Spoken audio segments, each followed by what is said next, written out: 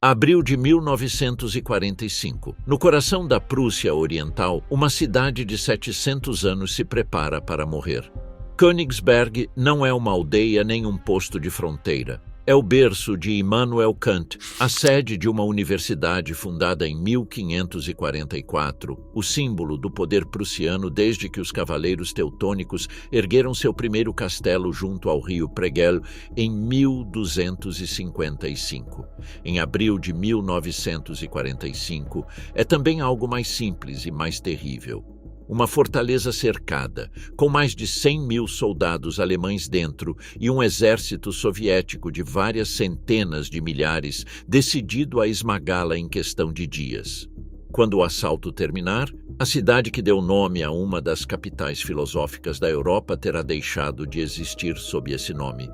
Das suas ruínas nascerá Kaliningrado. E 1 milhão de alemães que tinham vivido na Prússia Oriental durante gerações terá começado o êxodo mais brutal da sua história. Esta é a história desses meses finais, contada a partir dos arquivos militares soviéticos, dos registros do comando alemão e dos testemunhos que sobreviveram ao fogo. A Prússia Oriental não se parecia com o resto da Alemanha. Era uma faixa de terra separada do corpo principal do Reich pelo chamado Corredor Polonês, uma região de lagos glaciais, florestas de pinheiros e planícies de cultivo que durante séculos tinha sido fronteira, campo de batalha e ponte entre mundos.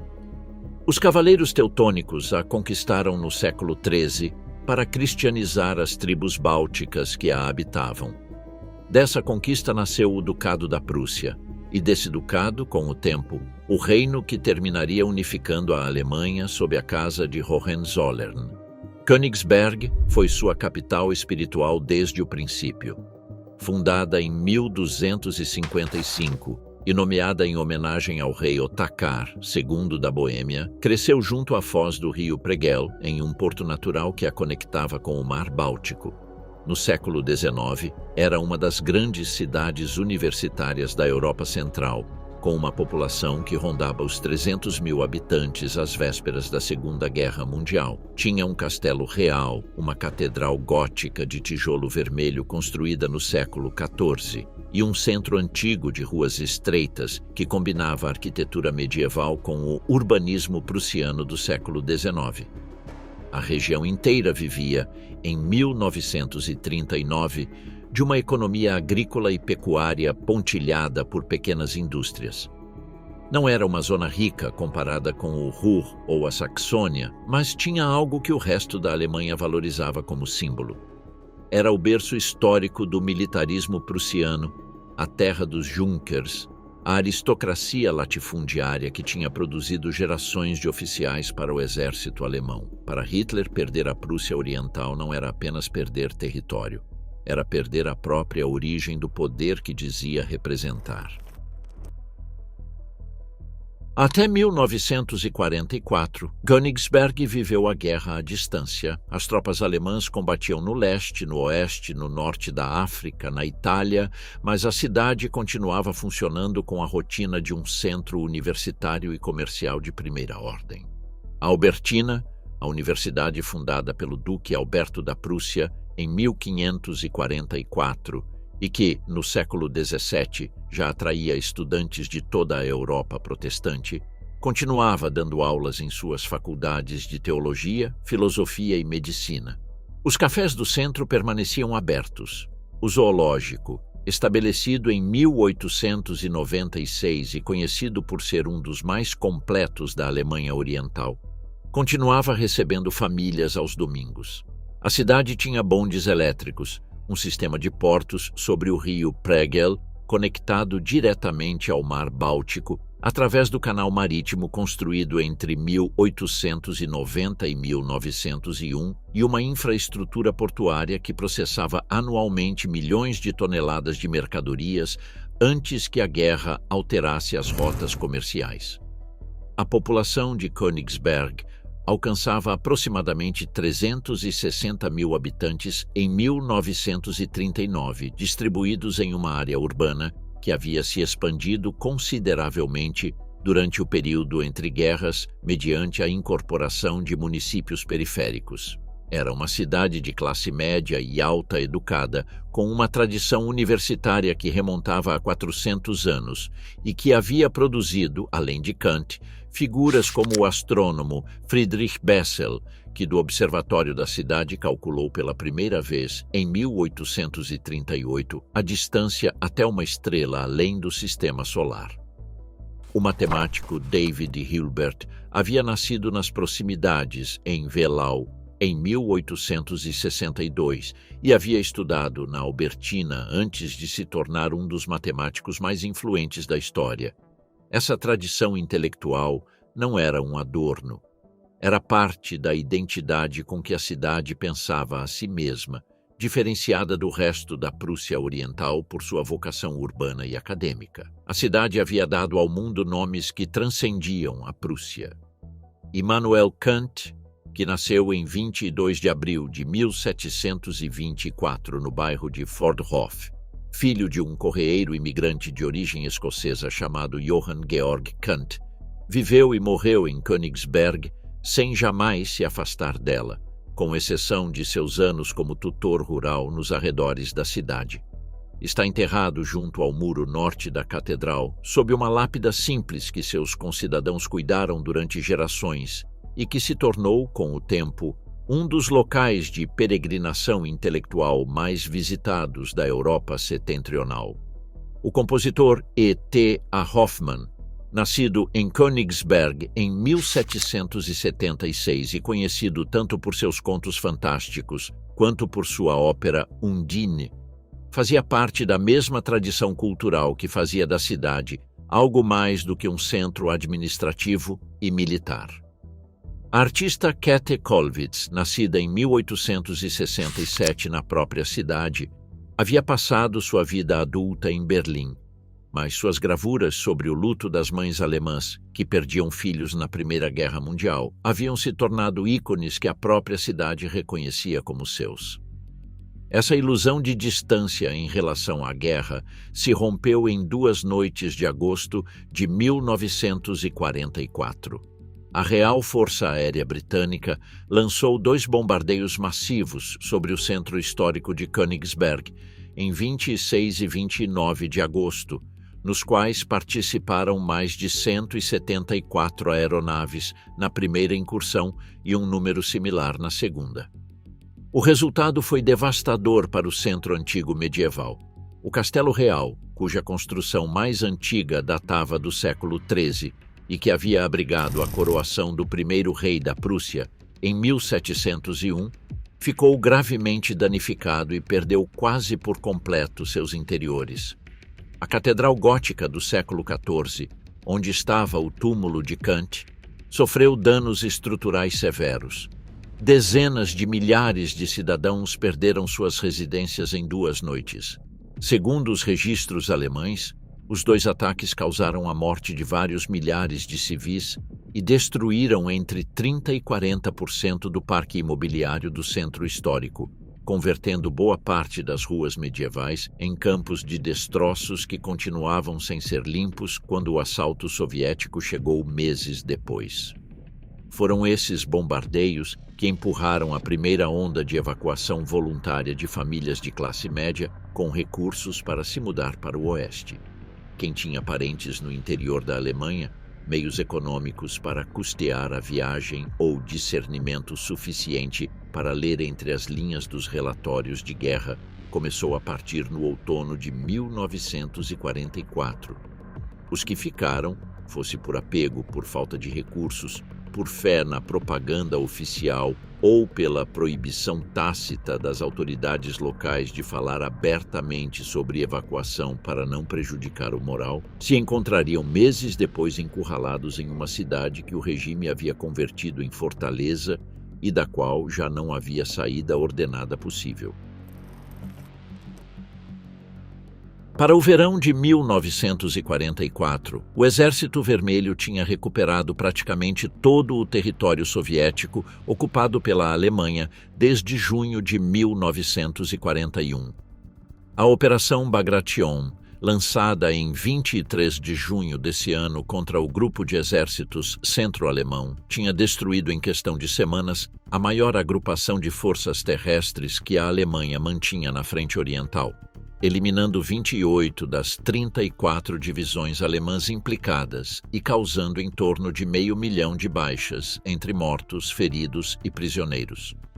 Foi a maior derrota militar da história alemã, mais grave em termos de perdas do que Stalingrado, e abriu um buraco na frente oriental de várias centenas de quilômetros de largura, através do qual o Exército Vermelho começou a avançar em direção ao leste da Europa a uma velocidade que deixou o alto comando alemão sem capacidade de reação organizada. Para outubro de 1944, as consequências desse avanço tinham alcançado a fronteira da Prússia Oriental. A Terceira Frente Bielorrussa, sob o comando do general Ivan Cherniakhovsky, um dos comandantes de frente mais jovens do Exército Vermelho, com apenas 37 anos no momento de dirigir a ofensiva sobre a Prússia Oriental. Tinha levado suas forças até as proximidades da localidade de Gumbinnen, cerca de 80 quilômetros a leste de Königsberg. Era a primeira vez desde as guerras napoleônicas que um exército inimigo se situava na fronteira oriental da Prússia, e o fato tinha um peso simbólico que nem o comando alemão nem a população podiam ignorar. O plano soviético para a região contemplava uma operação coordenada entre 3 frentes distintas. A primeira frente báltica, sob o comando do general Ivan Bagramian, devia pressionar a partir do norte em direção ao rio Niemen e à costa do Báltico, com o objetivo de cortar a conexão entre o grupo de exércitos norte-alemão, nos estados bálticos, e as forças na Prússia Oriental. A Terceira Frente Bielorrussa de Cherniakhovsky tinha a missão de penetrar as defesas alemãs ao longo do eixo Gumbinnen-Insterburg-Königsberg, o eixo principal de comunicações de toda a província, avançando diretamente em direção à cidade a partir do leste. A Segunda Frente Bielorrussa, sob o comando de Konstantin Rokossovsky,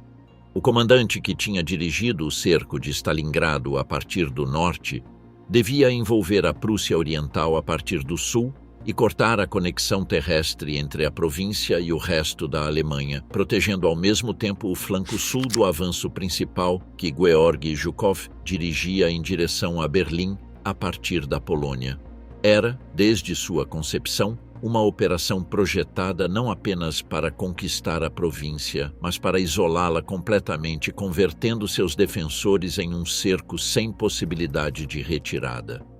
A primeira fase desse plano, a Operação Gumbinnen-Goldap, foi lançada em 16 de outubro de 1944 com os 5º e 11º Exércitos de Guardas como ponta de lança do avanço de Cherniakhovsky. Nos primeiros dias, o ataque conseguiu penetrar vários quilômetros em território da Prússia Oriental, alcançando e superando Gumbinnen, um dos principais centros urbanos da região oriental da província. A 4ª Divisão Panzer alemã e outras unidades do Grupo de Exércitos Centro tentaram conter o avanço com os meios disponíveis, mas a superioridade de força soviética nesse setor, tanto em infantaria quanto em blindados e apoio aéreo tático, fez com que a contenção resultasse parcial durante os primeiros dias. A contraofensiva alemã, que finalmente conseguiu deter o avanço soviético e empurrar as unidades do Exército Vermelho de volta às suas posições iniciais, não foi um sucesso de planejamento estratégico. Foi o resultado de concentrar apressadamente divisões blindadas trazidas de outros setores da frente, em um processo que deixou esses outros setores sem as reservas de que teriam precisado nas semanas e meses seguintes. O 4º Exército Alemão, que mantinha a linha a leste de Königsberg, e o 3º Exército Panzer, responsável pelo setor norte da Prússia Oriental, tinham conseguido deter o avanço de outubro a um custo considerável em material e efetivos que não poderiam repor antes da grande ofensiva seguinte. Cada divisão Panzer transferida para a Prússia Oriental para deter Cherniakhovsky em outubro Era uma divisão Panzer que faltava no setor de Varsóvia quando Zhukov e Rokossovski rompessem a frente em janeiro. A primeira ofensiva sobre solo alemão fracassou em seu objetivo de ruptura decisiva, mas deixou algo que mudaria o curso de toda a campanha. Pela primeira vez desde 1941, tropas soviéticas tinham ocupado, ainda que brevemente, vilas alemãs. E o que ocorreu em uma dessas vilas durante essa ocupação transitória se converteria em presságio, advertência e material de propaganda durante os meses seguintes. Nemmersdorf era uma pequena aldeia, de muitas que pontilhavam a paisagem rural da Prússia Oriental, sem nenhuma importância estratégica particular, além de se encontrar na rota do avanço soviético de outubro de 1944. Foi ocupada brevemente por tropas do Exército Vermelho e recuperada dias depois por uma contraofensiva alemã. O que as tropas alemãs encontraram ao reocupar a aldeia se converteu, quase de imediato, em uma das imagens mais usadas pela propaganda do regime nazista durante os meses seguintes: civis assassinados, residências saqueadas, um padrão de violência contra a população que os serviços de propaganda de Goebbels difundiram com fotografias e reportagens destinadas a semear terror e, com ele, vontade de resistência até o fim. Os historiadores debateram durante décadas o alcance exato do ocorrido em Nemmersdorf, em parte porque a propaganda nazista exagerou deliberadamente certos detalhes para maximizar seu efeito político. Mas o núcleo do fato, que houve civis alemães mortos às mãos de tropas soviéticas durante essa breve ocupação, não está em disputa entre os historiadores sérios do período e aparece documentado tanto em fontes alemãs da época quanto em pesquisas posteriores sobre a conduta do Exército Vermelho em seu avanço em direção ao oeste. O que Nemmersdorf representou, além dos fatos pontuais, foi uma ruptura psicológica. Até outubro de 1944, boa parte da população da Prússia Oriental conservava a esperança de que a guerra, de algum modo, não chegasse até suas portas, ou que, se chegasse, terminasse com uma ocupação mais ou menos ordenada. Depois de Nemmersdorf, essa esperança ruiu. As autoridades locais e o comando militar usaram o fato para justificar a recusa em autorizar evacuações precoces da população civil, sob o argumento de que fugir era uma demonstração de fraqueza e de que a defesa militar protegeria aqueles que ficassem. Essa decisão, tomada nos meses posteriores a Nemmersdorf, teria consequências devastadoras quando a ofensiva soviética de janeiro de 1945 arrasasse a região sem que a maioria da população civil tivesse tido tempo de escapar. A grande ofensiva soviética de inverno começou em 12 de janeiro de 1945, quando a primeira frente ucraniana do Marechal Ivan Konev rompeu as defesas alemãs no setor do Vístula ao norte de Cracóvia. Em 14 de janeiro, a primeira frente bielorrussa de Zhukov fez o mesmo a partir da cabeça de ponte de Magnusev, ao sul de Varsóvia. E no mesmo 14 de janeiro, em perfeita coordenação com o avanço na Polônia Central, a terceira frente bielorrussa de Cherniakovsky e a segunda frente bielorrussa de Rokossovsky lançaram simultaneamente suas respectivas ofensivas contra as posições alemãs na Prússia Oriental, no que os planejadores soviéticos denominavam Operação da Prússia Oriental, uma das mais complexas do conjunto da ofensiva de inverno de 1945. A diferença em relação à Operação de Outubro foi de escala absoluta, onde a Operação Gumbinnen-Goldap tinha empregado 2 exércitos de guardas com apoio blindado limitado. A ofensiva de janeiro mobilizou recursos de 2 frentes completas. A terceira frente bielorrussa contava com 5 exércitos de infantaria, 2 exércitos blindados de guardas e unidades de apoio massivo de artilharia concentradas em densidades de até 200 peças por quilômetro de frente nos eixos de ataque principal.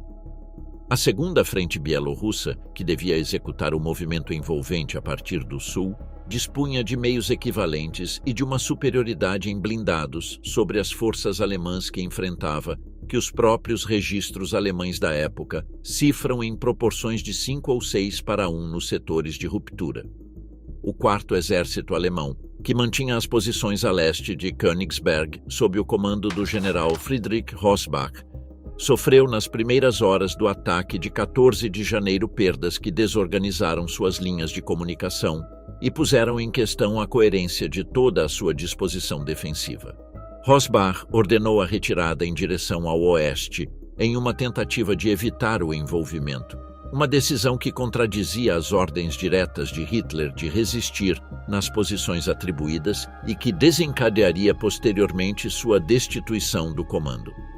A retirada, embora militarmente lógica, foi executada em condições de crescente desorganização, com unidades que perdiam o contato entre si e com o comando, e com as rotas de retirada já sob pressão dos blindados soviéticos que avançavam em direção ao norte a partir do setor de Rokossovski. O plano de Rokossovski era o elemento mais ambicioso de toda a operação. Sua segunda frente bielorrussa devia avançar em direção ao norte a partir de suas posições no norte da Polônia, cruzando o rio Narew e a região de Mazóvia, para alcançar a costa do Báltico perto de Elbing e Danzig, completando assim o isolamento total da Prússia Oriental do resto do território alemão.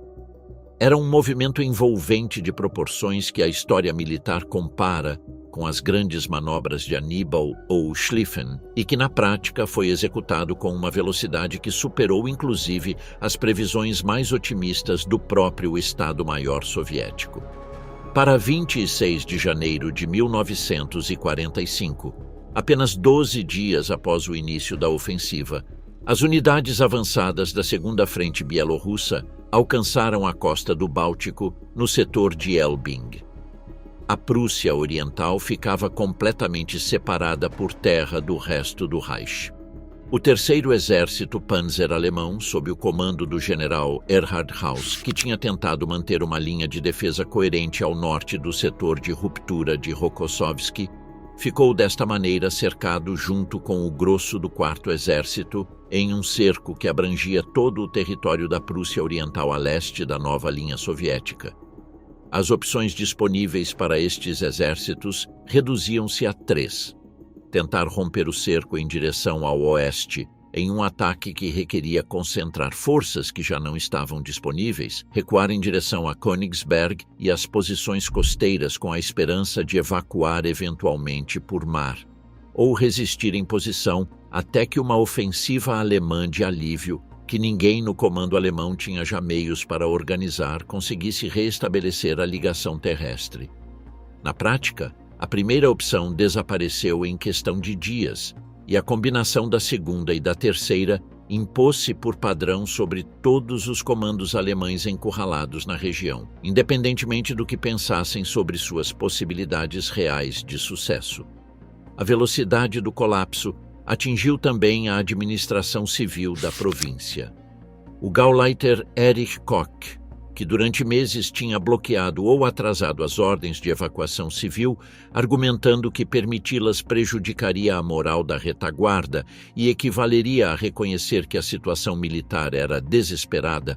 ordenou tardiamente a evacuação dos distritos do leste da província quando a frente já tinha sido rompida e as colunas blindadas soviéticas avançavam a maior velocidade do que as colunas de refugiados civis que tentavam fugir em direção ao oeste. O resultado foi um caos de proporções bíblicas, colunas de civis presas em estradas cobertas de neve, cruzadas por unidades militares em retirada, sob temperatura de vários graus abaixo de zero, e com a aviação soviética atacando os congestionamentos de trânsito a partir do ar. Para o final de janeiro de 1945, Königsberg tinha ficado efetivamente cercada, não completamente isolada ainda. Existia um corredor terrestre estreito em direção ao oeste, em direção ao porto de Pilau, que as forças alemãs conseguiam manter aberto de maneira intermitente mediante combates constantes, mas sim convertida em uma cidade sitiada no sentido mais literal do termo, cercada por 3 lados por forças soviéticas e com sua única via de fuga reduzida a um corredor de alguns poucos quilômetros de largura, sob fogo de artilharia de maneira quase permanente. A cidade não era, no entanto, um alvo fácil.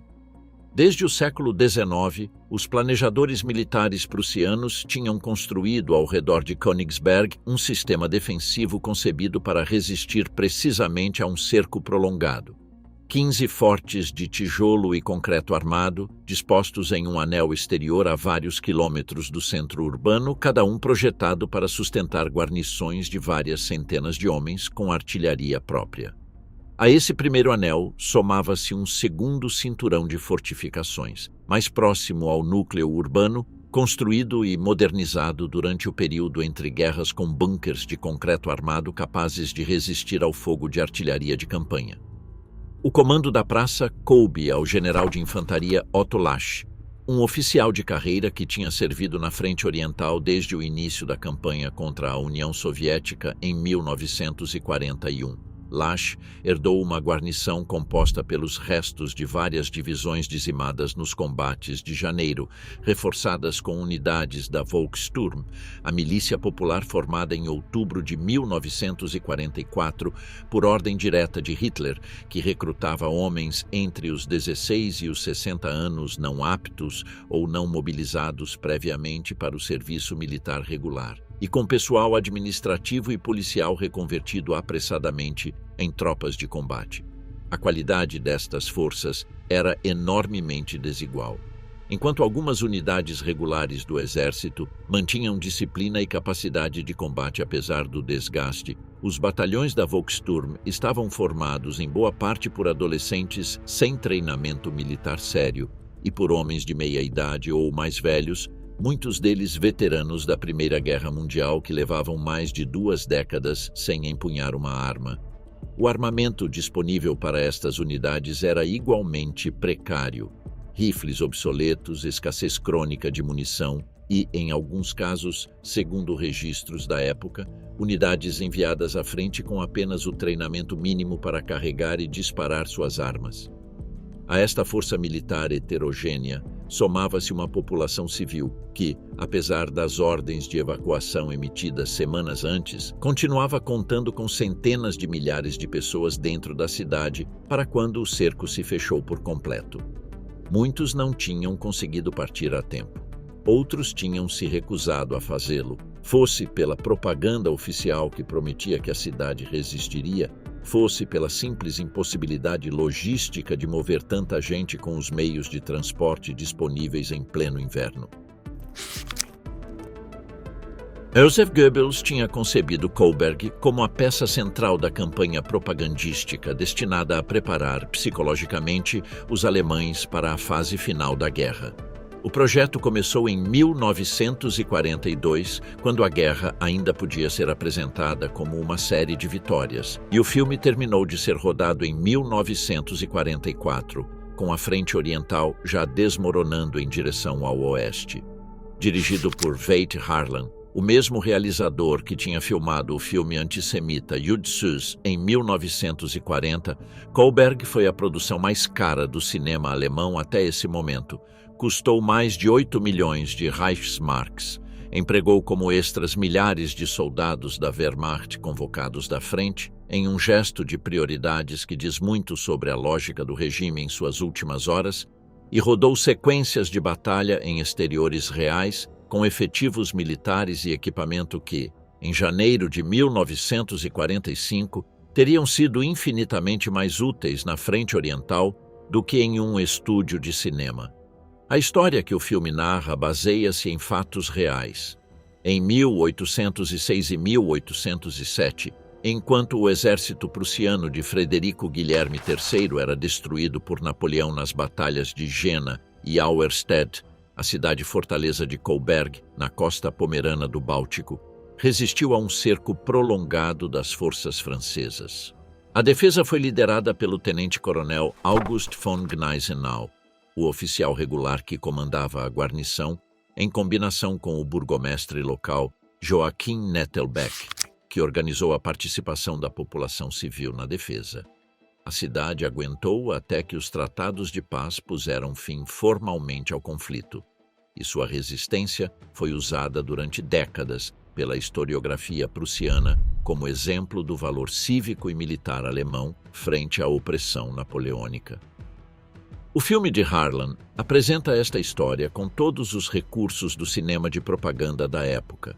Imagens grandiosas, uma mensagem explícita sobre a vontade de resistir como virtude suprema do povo alemão e uma leitura do episódio histórico cuidadosamente selecionada para reforçar as palavras de ordem do regime no inverno de 1944 a 1945. Goebbels ordenou que o filme estreasse simultaneamente em 2 lugares, em Berlim, no Palácio UFA, em 30 de janeiro de 1945, data escolhida deliberadamente, o 12º aniversário da chegada de Hitler ao poder. Foi na cidade de La Rochelle, na França, cercada então pelas forças aliadas e cuja guarnição alemã continuava resistindo como parte dos chamados Portos Fortaleza, que Hitler tinha ordenado manter a todo custo. O gesto tinha uma lógica propagandística específica: demonstrar que as cidades sitiadas podiam resistir e que o exemplo histórico de Kolberg era aplicável à situação presente. Para garantir que a mensagem chegasse às guarnições sitiadas do leste, Goebbels ordenou que cópias do filme fossem enviadas em avião a distintas cidades alemãs sob cerco, entre elas Königsberg, onde foi projetado tanto para a tropa quanto para a população civil que permanecia na cidade, em cinemas que funcionavam com geradores de emergência porque o fornecimento elétrico regular já era intermitente. A mensagem implícita que o filme devia transmitir aos espectadores em Königsberg era direta. Os habitantes de Kolberg tinham resistido contra Napoleão quando tudo parecia perdido e tinham sobrevivido. Os habitantes de Königsberg deviam fazer o mesmo contra o Exército Vermelho. O paralelismo histórico que o filme pretendia estabelecer era, no entanto, profundamente enganoso em vários níveis simultâneos. Em primeiro lugar, a Kolberg histórica de 1807 não resistiu porque isso mudasse o resultado da guerra. A Prússia tinha sido derrotada militarmente antes de o cerco começar, mas porque os termos do Tratado de Paz que pôs fim ao conflito lhe permitiram manter sua guarnição. Em segundo lugar, a guerra entre a Prússia e a França napoleônica, por brutal que fosse em muitos aspectos, era uma guerra entre estados europeus que conservava certas convenções sobre o tratamento à população civil e aos prisioneiros de guerra. A guerra que a Alemanha tinha lançado contra a União Soviética em 1941 tinha sido, desde sua concepção, uma guerra de extermínio racial e político, cujos métodos, o assassinato sistemático de prisioneiros de guerra soviéticos, a fome deliberada como arma contra a população civil das cidades ocupadas, o extermínio da população judaica, tinham gerado entre as tropas soviéticas uma mistura de ódio e desejo de revanche que nenhum paralelismo com as guerras napoleônicas podia atenuar nem contextualizar. Em terceiro lugar, e mais prosaicamente, a guarnição de Königsberg, em 1945, não tinha nenhum tratado de paz à vista que lhe permitisse aguardar com esperança.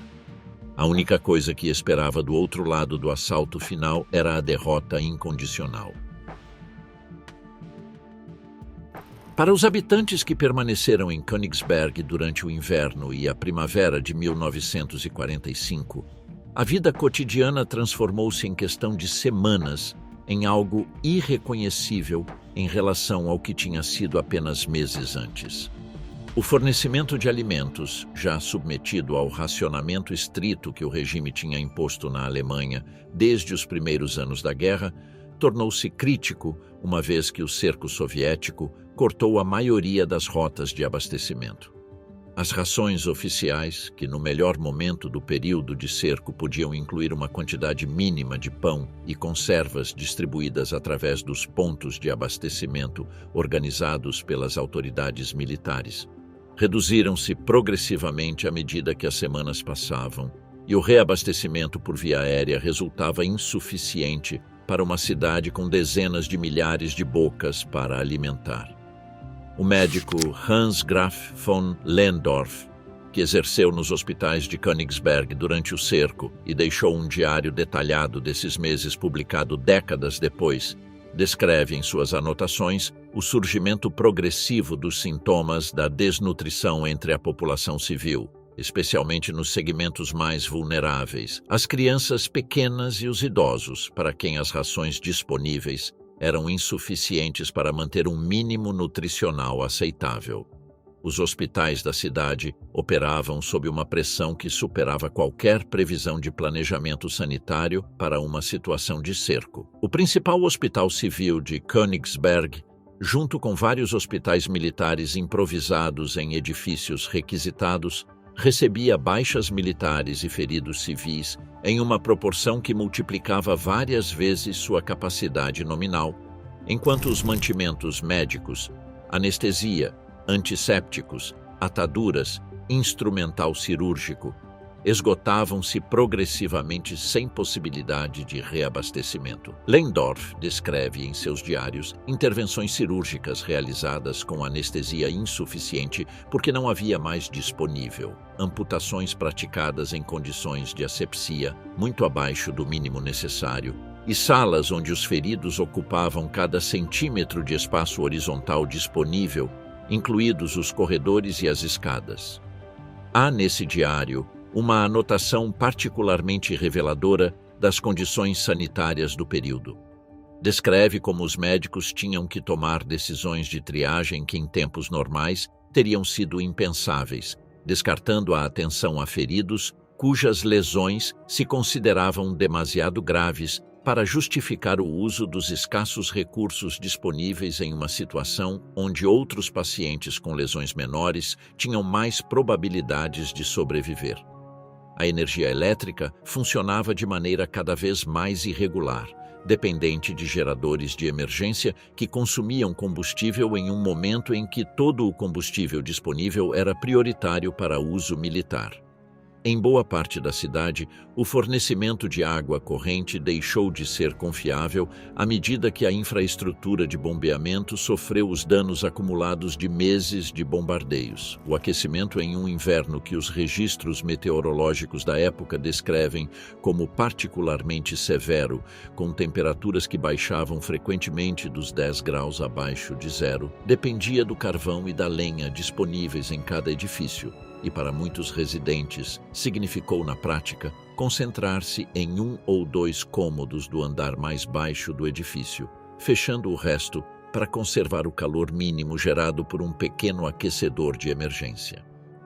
Os porões dos edifícios de apartamentos converteram-se no local de residência permanente de muitas famílias, que desciam definitivamente de seus andares à medida que os bombardeios soviéticos de artilharia sobre o perímetro defensivo da cidade se intensificavam e faziam cada vez mais perigoso permanecer nos andares superiores. A população civil que permanecia na cidade estava composta, para princípios de 1945, majoritariamente de mulheres, crianças e pessoas idosas. Os homens em idade militar, entre 16 e 60 anos nos critérios da Volkssturm, tinham sido mobilizados em sua prática totalidade. Os que não combatiam na frente trabalhavam em funções de apoio logístico, construção de posições defensivas ou manutenção de serviços essenciais. Isso significava que o peso da vida cotidiana sob o cerco, conseguir alimentos, cuidar dos feridos, manter em funcionamento os abrigos, atender as crianças e os idosos,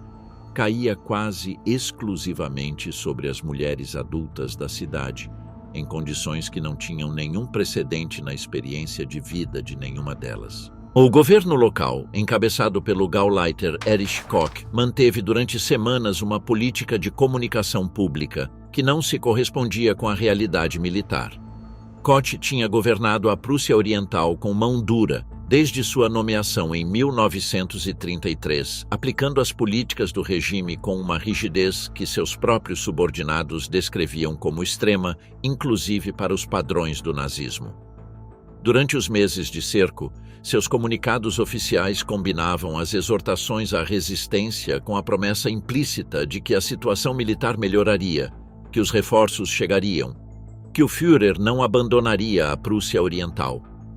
Quando Koch abandonou a cidade nos dias prévios ao assalto final, viajando em direção ao oeste em barco a partir de Pilau, muitos dos sobreviventes que documentaram suas memórias depois da guerra recordaram esse abandono como o mais claro sinal de que as autoridades sabiam desde muito antes que a situação era irreversível. A única via de fuga que mantinha Königsberg conectada com o resto da Prússia Oriental não ocupada era o estreito corredor terrestre em direção ao porto de Pilau, na península de Samland, a cerca de 30 quilômetros a oeste da cidade. Esse corredor, disputado constantemente por ambos os lados, converteu-se na artéria vital através da qual fluíam tanto as tentativas de reforço militar em direção à cidade sitiada, quanto as tentativas de evacuação de civis e feridos em direção à costa, de onde a Marinha Alemã organizava uma evacuação marítima massiva em direção aos portos do oeste da Alemanha. Esta evacuação marítima, conhecida no conjunto como a Operação Hannibal, converter-se-ia em uma das maiores evacuações navais de civis na história, com centenas de milhares de pessoas transportadas dos portos da Prússia Oriental e da Pomerânia em direção ao oeste a bordo de navios de guerra, mercantes e embarcações de todo tipo, em condições de superlotamento extremo e sob ameaça constante de ataques submarinos e aéreos soviéticos. O naufrágio do transatlântico Wilhelm Gustloff, em 30 de janeiro de 1945, diante das costas da Pomerânia, com vários milhares de refugiados a bordo, converter-se-ia no desastre marítimo mais mortífero da história e um lembrete brutal de que nem sequer a fuga por mar garantia a sobrevivência. Para quem permanecia em Königsberg, o acesso a esse corredor e a evacuação marítima dependia inteiramente de que as tropas alemãs conseguissem mantê-lo aberto, algo que se tornou cada vez mais difícil à medida que a pressão soviética sobre a península de Samland se intensificava. O exército alemão travou, entre 19 e 24 de fevereiro de 1945, uma ofensiva específica para restabelecer e assegurar essa ligação terrestre entre Königsberg e Pilau, em um dos últimos esforços ofensivos significativos que as forças alemãs na região conseguiriam sustentar. A operação atingiu seu objetivo imediato, mas o corredor nunca deixou de estar sob fogo, e seu controle continuou sendo disputado praticamente até o dia em que a cidade caiu. Enquanto a frente militar se estabilizava precariamente ao redor de Königsberg, em fevereiro de 1945, na retaguarda imediata da cidade, ocorreu um dos episódios mais bem documentados de violência contra a população civil de toda a campanha da Prússia Oriental. Mettgetten, um subúrbio a oeste de Königsberg, foi ocupado por tropas soviéticas entre 29 de janeiro e 19 de fevereiro de 1945, e recuperado depois pela 5ª Divisão Panzer e pela 1ª Divisão de Infantaria alemãs, no âmbito da ofensiva para restabelecer o corredor em direção a Pilau. O que as tropas alemãs encontraram ao reocupar a zona ficou registrado em uma série de declarações juramentadas tomadas nos dias e semanas posteriores, hoje conservadas no Arquivo Federal Alemão. Esses testemunhos prestados por soldados, oficiais e um médico militar descrevem o achado de um número elevado de civis mortos, mulheres, crianças e idosos em sua maioria, dado que a população masculina em idade militar já tinha sido mobilizada ou tinha fugido semanas antes, assim como cadáveres de soldados alemães e de refugiados que tinham ficado presos na zona quando a frente soviética avançou em janeiro. O general Otto Lasch, ao receber os primeiros relatórios das unidades que reocuparam Mettgetten, ordenou a formação de uma comissão investigadora composta por médicos legistas, oficiais e jornalistas estrangeiros, com o objetivo de documentar o ocorrido e estabelecer a identidade das vítimas. O trabalho dessa comissão, segundo os testemunhos conservados, viu-se dificultado porque parte da evidência tinha sido alterada deliberadamente antes da recuperação da área. Ainda assim, a comissão conseguiu fotografar e catalogar boa parte do encontrado, documentação que posteriormente se usou tanto para interrogar prisioneiros de guerra soviéticos capturados em outros setores da frente, quanto para tentar identificar as vítimas civis perante seus familiares. Entre os testemunhos recolhidos pela comissão e conservados no arquivo, encontra-se o do médico Hans Graf von Lehndorff, que exercia em Königsberg durante esses meses e que documentou em seu diário pessoal episódios de violência sistemática contra a população civil durante os períodos de ocupação soviética de distintas zonas da cidade e seus arredores. O ocorrido em Mettgethen não foi, segundo o conjunto desta documentação, um fato isolado. Fez parte de um padrão de violência contra civis alemães que se repetiu, com variações de intensidade em numerosas localidades da Prússia Oriental, Pomerânia e Silésia, durante o avanço soviético dos primeiros meses de 1945, um fenômeno documentado mais amplamente por pesquisadores como Alfred Maurice de Zayas em seus estudos sobre o destino da população civil alemã do leste durante o final da guerra e os anos imediatamente posteriores. O regime nazista utilizou o ocorrido em Mettgethen, igual ao que tinha feito meses antes com Nemmersdorf, como material de propaganda dirigido a sustentar a vontade de resistência da população. Distribuíram-se panfletos descrevendo os fatos entre a população civil da cidade, com o objetivo explícito de convencer quem ainda duvidava de que a rendição não era uma alternativa segura, mas sim uma condenação. O efeito dessa propaganda, real ou exagerada em seus detalhes segundo o caso, foi aprofundar o terror de uma população que já não tinha para onde fugir e que se preparava, sem saber ainda com certeza, para o assalto final que chegaria em abril. Para os centenas de milhares de civis da Prússia Oriental que tentavam escapar para o oeste durante o inverno de 1945, uma das principais vias de fuga era a laguna conhecida como Frisches Haff, a atual Lagoa do Vístula. Uma extensão de água rasa separada do Mar Báltico por uma estreita faixa de areia, que nos meses de inverno congelava o suficiente para permitir a passagem de colunas de refugiados a pé e em carroças puxadas por cavalos. A travessia sobre o gelo tornou-se uma das imagens mais persistentes da memória coletiva dos expulsos da Prússia Oriental. Colunas de civis, carregados com o pouco que podiam levar consigo, avançavam durante horas sobre uma superfície congelada cuja resistência variava segundo a temperatura dos dias anteriores, sob um frio que os registros da época descrevem como excepcionalmente severo, mesmo para os invernos bálticos. O paradoxo era evidente para quem vivia esses dias. Quanto mais baixava a temperatura, mais espessa e segura se tornava a camada de gelo, de modo que o mesmo frio que ameaçava matar de hipotermia quem cruzava era, ao mesmo tempo, a única garantia de que o gelo aguentaria o peso das colunas. A aviação soviética bombardeou repetidamente estas colunas de refugiados, atacando tanto a massa de civis em movimento quanto, em ocasiões, diretamente a superfície congelada, com o objetivo de quebrá-la sob o peso daqueles que a cruzavam. As perdas humanas nestas travessias nunca puderam ser quantificadas com precisão,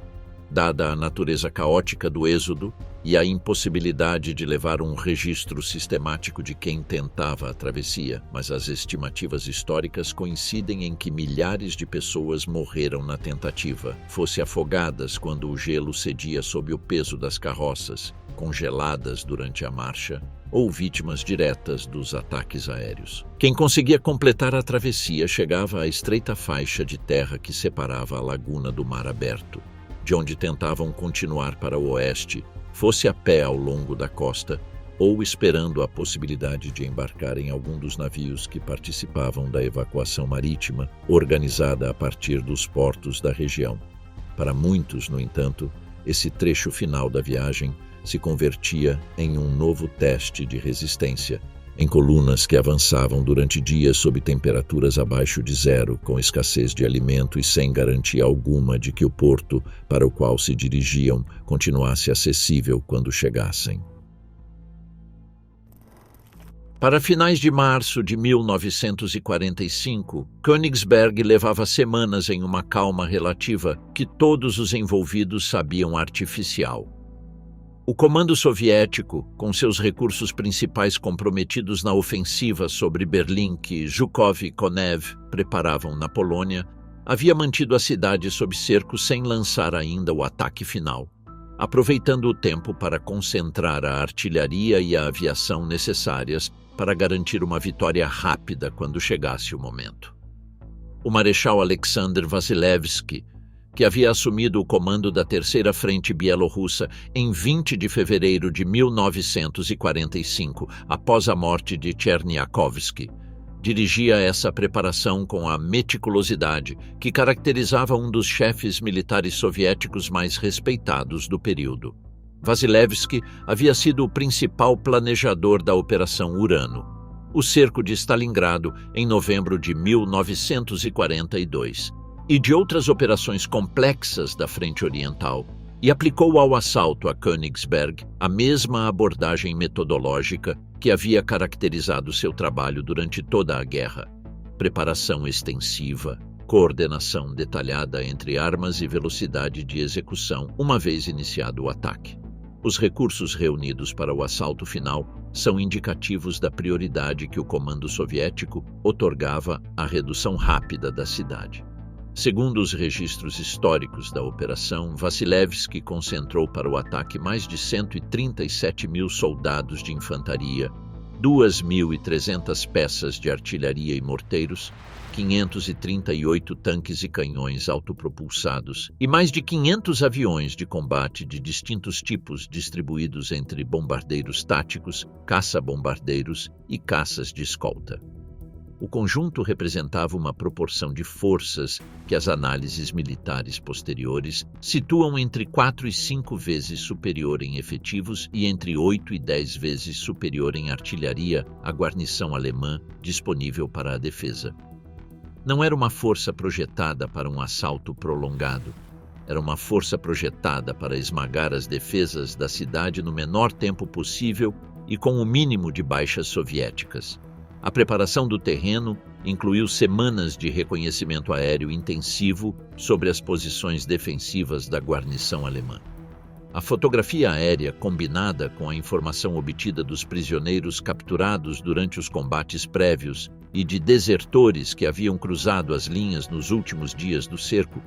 permitiu ao comando soviético construir um quadro detalhado da disposição defensiva alemã, a localização exata dos fortes do anel exterior, os campos de minas instalados nos acessos à cidade, os pontos de concentração de artilharia, as rotas de comunicação internas da guarnição e as áreas onde o tecido urbano era mais denso e, portanto, o combate casa a casa previsivelmente mais custoso em termos de baixas. O general Otto Lasch, por sua vez, passou essas mesmas semanas de março organizando a defesa com recursos que minguavam dia a dia. As comunicações entre os distintos setores do perímetro defensivo dependiam de uma rede telefônica de campanha instalada entre as posições, exposta aos cortes produzidos pelos bombardeios e que a equipe técnica da guarnição reparava sem descanso. Os suprimentos de munição, um dos fatores mais críticos para a duração de qualquer defesa, chegavam de maneira irregular através do corredor de Pilau, que os soviéticos pressionavam constantemente para fechar por completo antes do assalto final. Os blindados disponíveis para a defesa, um número reduzido de tanques e canhões autopropulsados distribuídos entre os distintos setores do perímetro, deviam ser reservados para situações de emergência, porque o combustível disponível não permitia desdobrá-los com liberdade.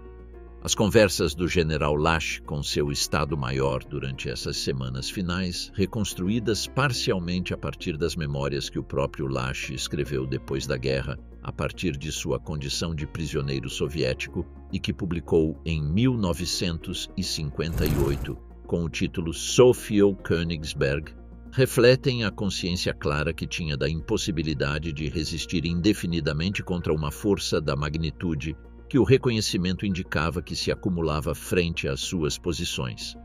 As opções disponíveis para a guarnição reduziam-se, na prática, a duas: resistir até o último homem segundo as ordens de Hitler o que significava prolongar o sofrimento de civis e soldados sem nenhuma possibilidade de alterar o resultado final, ou capitular quando a situação militar fosse claramente insustentável, o que significava desobedecer a uma ordem direta do comandante supremo e enfrentar as consequências pessoais que isso implicava. Lash escolheu, quando chegou o momento, a segunda opção, mas nessas últimas semanas de março, com o assalto ainda não lançado, as ordens ainda em vigor e o regime ainda com capacidade de executar suas ameaças, essa escolha não era ainda possível. Nos dias imediatamente anteriores ao início do assalto, o comando soviético completou o desdobramento da artilharia concentrada para o bombardeio inicial. Peças de diferentes calibres, desde artilharia de campanha até obuses pesados capazes de penetrar as fortificações de concreto armado do anel defensivo exterior, foram posicionadas em um arco que rodeava a cidade pelo leste, sul e norte, deixando como única via teoricamente aberta o corredor para Pilau, já sob forte pressão militar soviética na península de Samland. A aviação soviética, por sua vez, intensificou os voos de reconhecimento sobre a cidade nos dias prévios ao ataque, fotografando posições defensivas, concentrações de tropas e pontos de resistência identificados ao longo de meses de cerco, informação que se incorporou ao plano final de bombardeio para maximizar a efetividade dos primeiros golpes contra as posições alemãs melhor fortificadas. Dentro da cidade, os últimos dias de março e os primeiros de abril transcorreram em uma calma tensa que contrastava com a certeza generalizada, tanto entre a tropa quanto entre a população civil, de que o ataque definitivo era questão de dias. O general Lash, em suas comunicações com o alto comando, advertia repetidamente sobre a insustentabilidade da posição a médio prazo, sem que essas advertências modificassem em absoluto as ordens recebidas de Berlim, onde Hitler mantinha a exigência de resistência total como princípio inamovível, independentemente das condições reais sobre o terreno ou do custo humano que essa resistência implicasse para uma cidade que, a essas alturas da guerra, já não tinha nenhuma possibilidade realista de alterar o resultado final do conflito. 14. Em 6 de abril, começa o assalto. Às 9 da manhã de 6 de abril de 1945, a artilharia soviética concentrada ao redor de Königsberg abriu fogo de maneira simultânea sobre todo o perímetro defensivo da cidade. Foi o início de um bombardeio de saturação que se prolongaria, com diferentes intensidades, durante os 4 dias seguintes, combinando fogo de artilharia terrestre com ataques aéreos táticos dirigidos contra as posições identificadas nas semanas prévias de reconhecimento. O objetivo inicial do ataque eram os fortes do anel exterior, as fortificações de tijolo e concreto construídas décadas antes que constituíam a primeira linha de defesa organizada da cidade. A artilharia pesada soviética, com peças capazes de penetrar o concreto armado das estruturas mais antigas, submeteu estas posições a um castigo sustentado, enquanto a infantaria avançava sob cobertura em direção às brechas que se iam abrindo no perímetro defensivo alemão. A resistência alemã, apesar da desproporção de forças, foi inicialmente mais sólida do que o comando soviético havia antecipado em alguns setores, particularmente onde as unidades regulares do exército, melhor treinadas e equipadas do que os batalhões da Volkssturm, conseguiram manter posições organizadas durante as primeiras horas do ataque. No entanto, a falta de reservas e a impossibilidade de reabastecer munição e reforços para as posições sob cerco fizeram com que essa resistência inicial fosse, desde o primeiro dia, uma questão de tempo mais do que de resultado final. Por volta do final do primeiro dia de combate, várias posições do anel exterior haviam caído ou estavam a ponto de fazê-lo, e as tropas soviéticas haviam começado a penetrar nos bairros periféricos da cidade, iniciando o que se converteria nos dias seguintes em um combate urbano rua por rua, característico dos assaltos a cidades fortificadas que o Exército Vermelho havia aperfeiçoado ao longo da guerra desde Stalingrado. Durante o 7 e o 8 de abril, o combate mudou-se progressivamente do anel defensivo exterior para o interior da própria cidade, transformando-se em uma luta rua por rua e, em muitos casos, edifício por edifício, na qual a vantagem numérica e de equipamento soviética se combinava com um conhecimento detalhado do terreno urbano, adquirido durante meses de observação e reconhecimento prévios ao assalto. As tropas soviéticas avançaram de múltiplas direções, simultaneamente, de acordo com o plano original de partir a cidade em setores isolados que pudessem ser reduzidos separadamente. Esta tática impediu que o comando alemão, já com linhas de comunicação severamente danificadas pelo bombardeio contínuo, pudesse coordenar uma defesa unificada ou redistribuir com eficácia os escassos recursos disponíveis entre os distintos setores sob ataque. O centro histórico da cidade, já danificado pelos bombardeios aéreos britânicos de agosto de 1944, sofreu destruição adicional durante estes dias de combate, com boa parte do que restava em pé das estruturas medievais e do século XIX reduzido a escombros pelo fogo de artilharia direto e pelos combates casa por casa. A população civil que permanecia na cidade, refugiada em porões e búnkeres improvisados, vivia estes 2 dias sob um bombardeio praticamente constante, com um acesso cada vez mais limitado a alimentos, água potável e atenção médica para os feridos, em um contexto em que os hospitais da cidade operavam já muito acima de sua capacidade. Para o general Lasch, a situação no final do dia 8 de abril era, em termos militares, insustentável.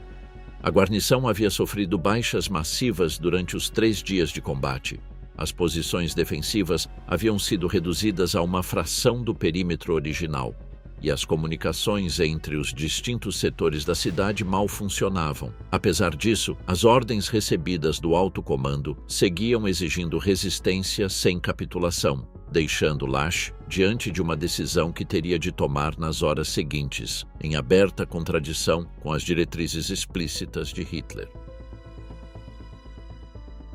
Na manhã de 9 de abril de 1945, depois de 3 dias completos de combate ininterrupto e com a guarnição alemã reduzida a uma fração de sua força original,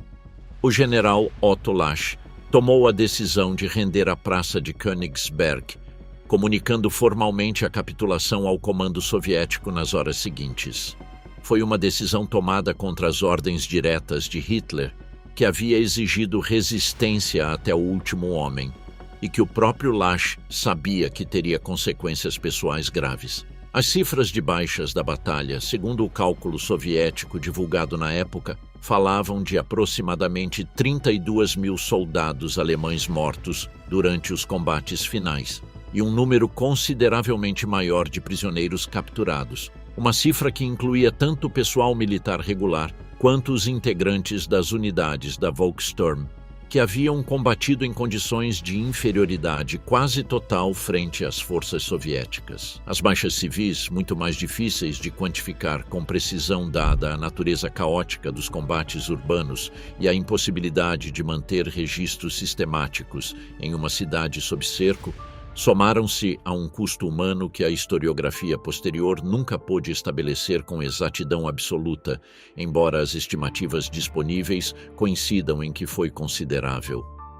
Hitler, ao receber notícia da rendição, condenou Lasch à morte e à revelia, uma sentença que na prática nunca pôde ser executada dado que Lasch ficou de imediato sob custódia soviética como prisioneiro de guerra.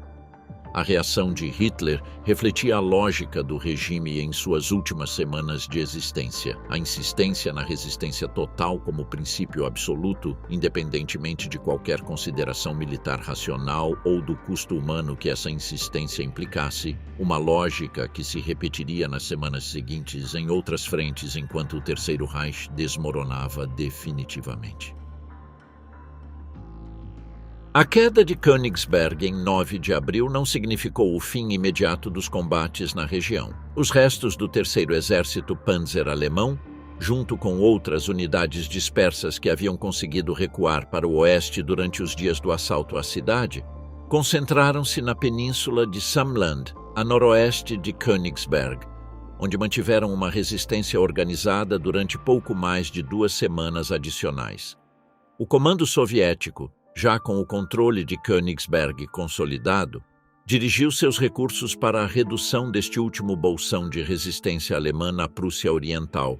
em uma operação que se estendeu entre 13 e 25 de abril de 1945. As condições para as forças alemãs presas em Samland eram, se cabe, ainda mais desesperadoras do que as que haviam enfrentado em Königsberg. Sem possibilidade de reforço, com suprimentos praticamente esgotados e com a única via de evacuação reduzida ao porto de Pilau, submetido a bombardeio constante, a resistência na península tinha como único resultado possível prolongar o número de baixas sem alterar o desfecho final. Para 25 de abril de 1945, a resistência organizada alemã na península de Samland havia sido liquidada por completo, marcando o fim efetivo da campanha militar da Prússia Oriental, uma das mais longas e custosas de toda a frente oriental na fase final da guerra, iniciada formalmente em outubro de 1944 com a ofensiva de Gumbinnen-Goldap e concluída 6 meses depois com a rendição dos últimos redutos alemães na costa báltica, apenas 2 semanas antes da rendição incondicional da Alemanha em 8 de maio de 1945. 18. Uma cidade sem alemães. A queda de Königsberg e a liquidação da resistência em Samland não puseram fim à tragédia da população civil da Prússia Oriental. Em muitos sentidos, iniciaram-na em sua forma definitiva. Quem havia sobrevivido ao cerco, majoritariamente mulheres, crianças e idosos, ficou sob a administração militar soviética em uma cidade sem infraestrutura funcional, com escassez severa de alimentos e sem garantias legais claras sobre sua situação futura.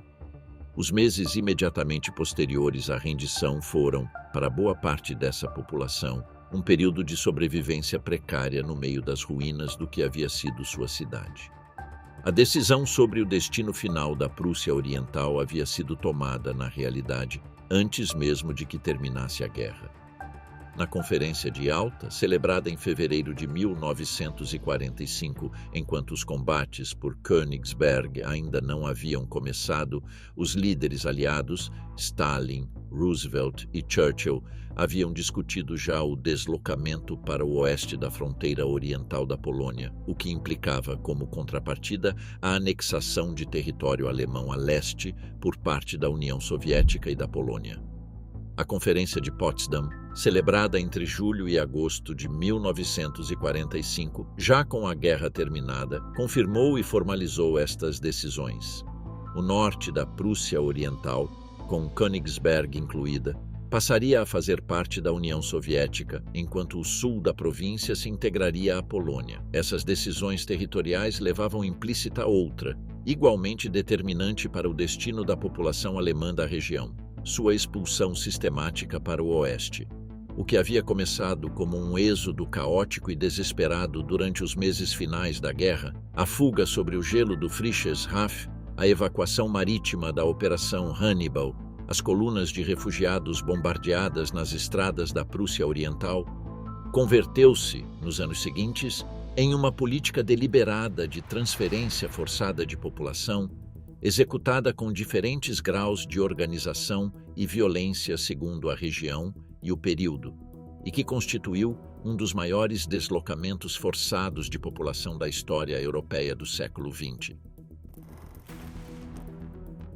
A população alemã que ainda permanecia em Königsberg e seus arredores após a rendição de abril de 1945 não foi expulsa de imediato em sua totalidade.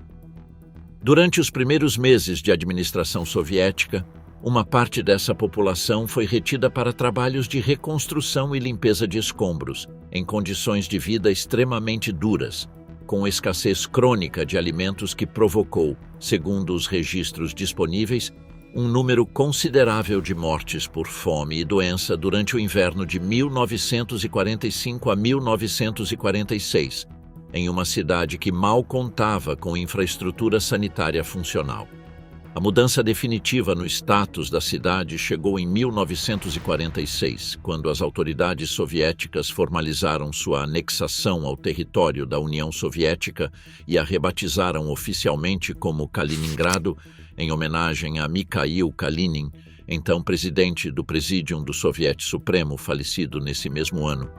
O nome de Königsberg, que a cidade havia levado durante quase 700 anos, desapareceu dos mapas e dos documentos oficiais, substituído por uma denominação que não guardava nenhuma relação com a história prévia do lugar. A expulsão sistemática da população alemã restante se intensificou entre 1947 e 1948, no âmbito de uma política de transferência de população para as zonas de ocupação aliada na Alemanha, que, em termos gerais, se aplicou à totalidade dos territórios a leste da linha Oder-Neisse, que passaram à soberania polonesa ou soviética após a guerra.